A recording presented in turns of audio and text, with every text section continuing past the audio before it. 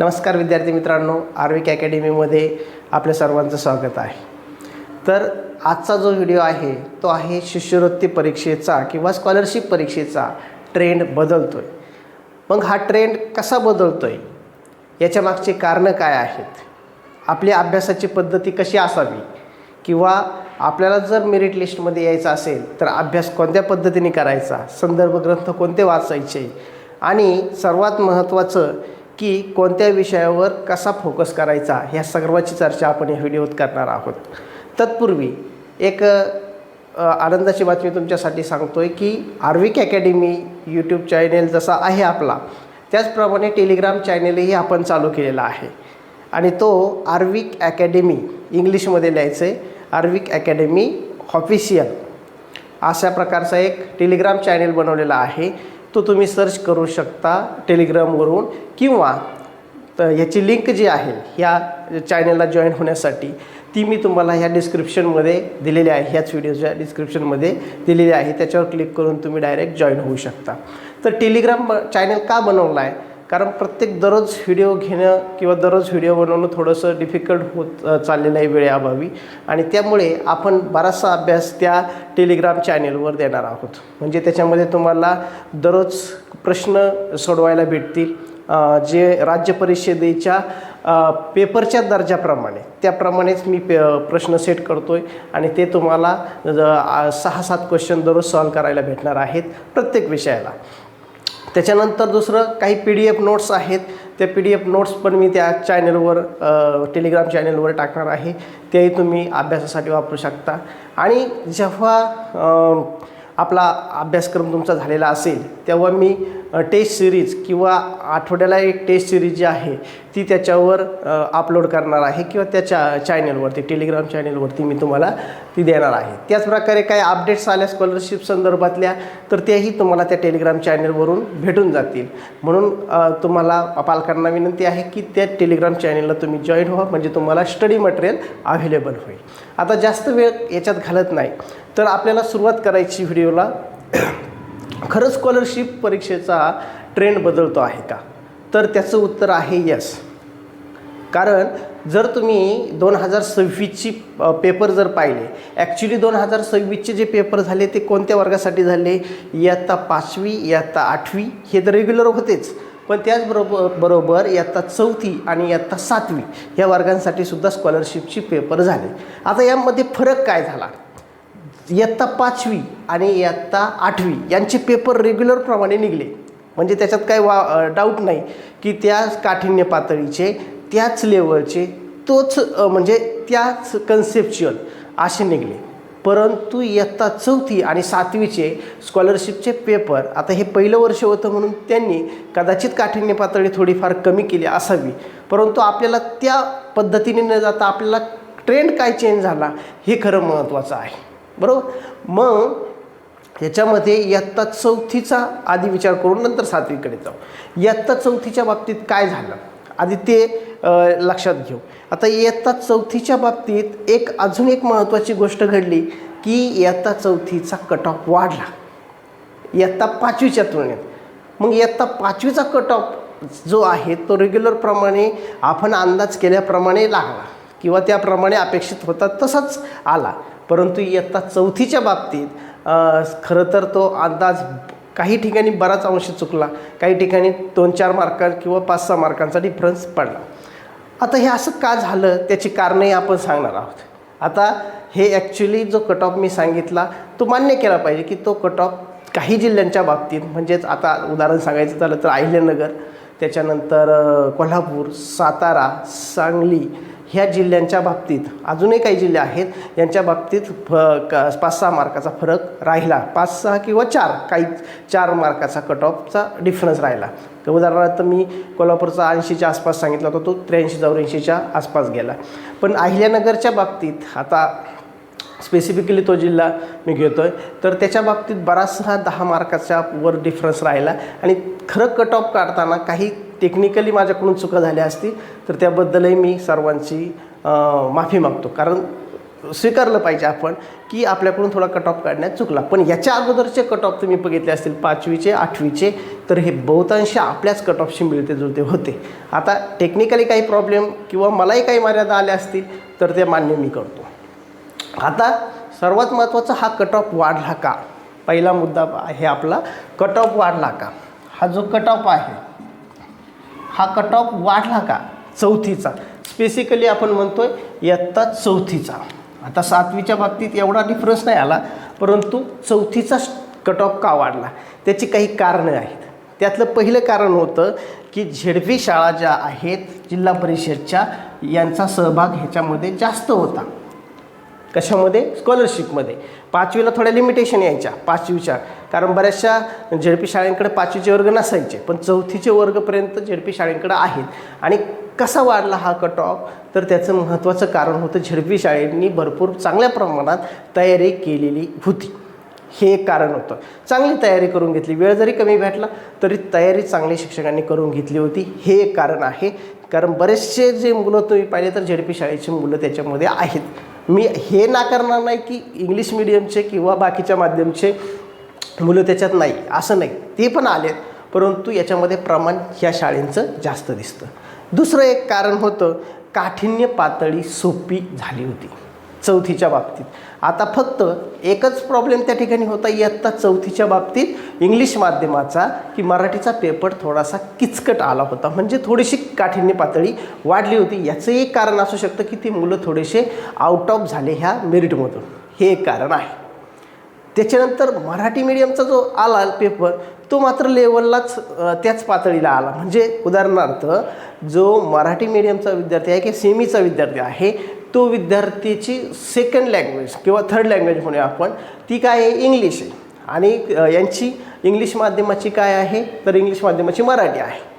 आता ती third लँग्वेजचा paper Marathi माध्यम आणि सेमी माध्यमासाठी थोडासा माझ्या मतानुसार त्या लेव्हलला ते मॅच झाले नाही. म्हणजे मराठीचा इंग्लिश माध्यमाचा पेपर मी पाहिला तर त्यावेळेस थोडंसं काठिण्य पातळी जास्त होती आणि मराठी किंवा सेमीची इंग्लिशचा एवढी काही पातळी त्यांनी काठिण्य पातळी वाढवली नव्हती. हा एक डिफरन्स झाला. म्हणून झेडपीच्या मुलांचे याच्यामध्ये जास्त क्रमांक आपल्याला दिसतील.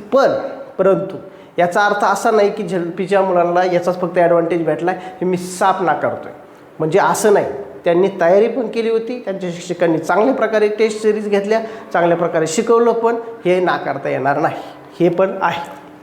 तिसरा आपण पहिला बघितला, झेडपी शाळांची तयारी चांगली केली.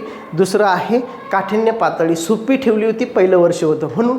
आणि तिसरं कारण होतं की बरेचसे मुलं जे आहेत, बऱ्याचशा मुलांनी क्लास जॉईन केले होते. म्हणजे प्रायव्हेट क्लास असू द्या किंवा त्यांचे जवळ काय ऑनलाईन क्लास असतील किंवा ऑफलाईन क्लासने ते जॉईन केले होते आणि त्याचा फायदा नक्कीच त्यांना झाला आहे. हे 3 कारणं मला ॲनालिसिस केल्यानंतर दिसतात. अजूनही काही कारणं असतील, परंतु हे महत्त्वाची 3 कारणं होते. आता अजून एक कारण, हा ट्रेंड का बदलतो आहे? आता ट्रेंड बदलतो आहे काय मी म्हणतो आहे, कारण मार्क्सची लेवल जी आहे ती खूपच बऱ्यापैकी वाढलेली दिसते. आता पूर्वी काय व्हायचं, 220 मार्काला सेफ स्कोअर म्हणायचं आपण, 220 मार्क किंवा 210 मार्क, परंतु आता तसं राहिलेलं नाही आता 4थीच्या बाबतीत. आणि इथूनही पुढे मी हे सांगतो की हा ट्रेंड असाच चालू राहणार आहे किंवा इवन तो जास्त वाढण्याची शक्यता आहे. आता जर काठिण्य पातळी वाढवली किंवा जरा कॉम्प्लिकेशन्स वाढवले पेपरमध्ये तर थोडासा कमी होईल 2-3 मार्कांनी, हे निश्चित आहे. आता आपल्याला महत्त्वाचं काय पाहायचं आहे की काय चेंज झाला होता, अभ्यासक्रम बदलला होता का? तर येस, अभ्यासक्रम फार बदललेला नव्हता. 5वीचा अभ्यासक्रम आणि 4थीचा अभ्यासक्रम जवळजवळ सारखाच होता, परंतु काही चॅप्टर्स, काही जे प्रकरणं आहेत ते मात्र त्यांनी कमी केले होते. म्हणजे 4थीच्या मानाने आता जो नवीन अभ्यासक्रम आहे 4थीचा तोच आपल्याला फॉलो करायचा आहे. आता 5वी आणि 8वीसाठी ही परीक्षा नसणार आहे. आता ही संधी 4थी आणि 7वीच्या विद्यार्थ्यांना आहे. मग पूर्वीच्या विद्यार्थ्यांना ही संधी त्यांची जाऊ नये म्हणून त्यांनी हा चान्स दिला होता. ह्यावेळेस 4 वर्गांच्या परीक्षा झाल्या. आता रेग्युलरली 4थी आणि 7वीच्या परीक्षा होतील. मग अभ्यासक्रम काय असेल तो अभ्यासक्रमची PDF मी तुम्हाला टेलिग्राम चॅनलला टाकून देईन, त्याच्यावर तुम्ही पाहून घ्या अभ्यासक्रम काय असणार आहे. त्यानंतर अजून महत्त्वाचं की पेपर खरंच कशा पद्धतीने होता. आता पेपरकडे जाऊया. पेपर जर बघितला तर साधारणपणे जो आपला फॉर्मॅट होता, मराठीमध्ये उतारा, त्याच्यानंतर सुसंगत वाक्याचा परिच्छेद, कविता, हे आलंच, रेग्युलर आले. आता काठिण्य पातळी बदलते कुठं? काठिण्य पातळी खरं तर त्या प्रश्नांच्या लेवलवर बदलते ॲक्च्युली. दुसरीकडे काठिण्य पातळी बदलायचा चान्स कुठे? मग बुद्धिमत्ता, गणित, तुमचे 2 विषय जे आहे ते तर आहेच, त्याच्यामध्ये वाढवता येतो. आता मी ते पण सांगणार आहे कुठे बदलता येतं किंवा कुठं काठिण्य पातळी आपल्याला चेंज करता येते. आता याच्यामध्ये पेपर एक आपला जो असतो तो आहे प्रथम भाषा आणि गणित. आता दोन्ही माध्यमाचं मी सांगतो आहे, प्रथम भाषा आणि गणित. मग मराठी माध्यम आणि सेमी माध्यमासाठी प्रथम भाषा आहे तुमची मराठी आणि गणित हा रेग्युलर विषय. आणि इंग्रजी माध्यमासाठी प्रथम भाषा तुमची आहे इंग्लिश आणि रेग्युलर सब्जेक्ट आहे मॅथ. हे असं डिस्ट्रीब्युशन आहे. म्हणजेच याच्यामध्ये आता ह्यावेळेस ट्रेंड का चेंज होत आहेत? तर ट्रेंड कसा चेंज होणार आहे पहा. आता ह्यावेळेसची मेरिट थोडंसं जास्त आलं आहे. कदाचित पेपर सेटरला असं वाटलं. आता पेपर सेटर जे आहेत ते पेपर सेट कसा केला जातो, काय केला जातो, याच्याबद्दल जास्त भानगडीत आपल्याला पडायचं नाही, कारण त्याच्याशी आपल्याला काही तारतम्य नाही जास्त. फक्त पेपर सेट करताना काय केलं जातं की काठिण्य पातळी जर वाढवायची असेल तर काही प्रकरणं आहेत की ज्यांच्यामध्ये वाढू शकतो आपण काठिण्य पातळी. उदाहरणार्थ नफा तोटा आहे, शेकडेवारी आहे, त्याच्यानंतर तुमचा अपूर्णांक आहे, त्याच्यानंतर 7वीचा विषय जर घेतला तर सरळ व्याज, चक्रवाढ व्याज हे पण आहे. असे काही प्रकरण आहे. मग त्याच्यामध्ये तुम्हाला वेगवेगळे काही आशयाने आपण सांगूया. बुद्धिमत्तेच्या बाबतीत जर बघितले तर काही पझल लाईक क्वेश्चन आहेत किंवा त्याला कुठं प्रश्न म्हणूया तिथं वाढवता येते. किंवा जर पेपर सेटरला असं वाटलं की ह्या विद्यार्थ्यांना वेळ पुरला नाही पाहिजे किंवा तो वेळ जो आहे तो सफिशियंट नाही राहिला पाहिजे, तर तो काय करेल? स्टेप्स वाढवतो. गणितात स्टेप्स वाढवता येतात. म्हणजे एका पायरीत 2 पायरीत येणारं उत्तर 4 पायरीत किंवा 4-5 स्टेपमध्ये जातं. म्हणजे डबल कॅल्क्युलेशन करावं लागतात, तर तिथे वाढवता येतं. अजून बुद्धिमत्तेमध्ये फक्त फिरवी असते. म्हणजेच उदाहरणार्थ रांगेचा क्रम, रांगेतील क्रम जर विचारला, त्यांना विचारायचं असतं एकच सिंपल, पण ते फिरून विचारणार. हात 7वा होता आणि तो 8वा, तो मागून 21वा आला आणि तो परत ते त्याच्या रिवाईजनी हे बसवला त्याला. किंवा पझलला एक डायग्रॅम आहे, ह्यासुद्धा त्या वेळ खावा असतात. फक्त विद्यार्थ्याला समजलं पाहिजे की कुठं क्वेश्चन पास करायचा आहे आणि कुठं क्वेश्चन आपल्याला अटेम्प्ट करायचं आहे. हे जर लक्षात आलं तर आपल्याला सर्व काही पेपरचं स्किल येणार आहे. ते पण मी आपल्या जेव्हा लेक्चर मी कंटिन्यू करेन यूट्यूबला तेव्हा पण सांगणारच आहे तुम्हाला. आणि जेव्हा टेलिग्राम चॅनेललाही पण ह्या अनुषंगाने चर्चा आपण करणार आहे. आता टेलिग्राम चॅनेलला जवळजवळ 5-6 दिवस झालेले आहेत आणि त्याच्यासाठी पण मी व्हिडिओ घेऊन तुमच्यासाठी आलो आहे की महत्त्वाचं त्याच्यावर तुम्हाला सगळं महत्त्वाच्या डिटेल्स भेटतील. आता हे 2 पेपर आपल्याला फोकस करायचं आहे कुठं? लँग्वेजला.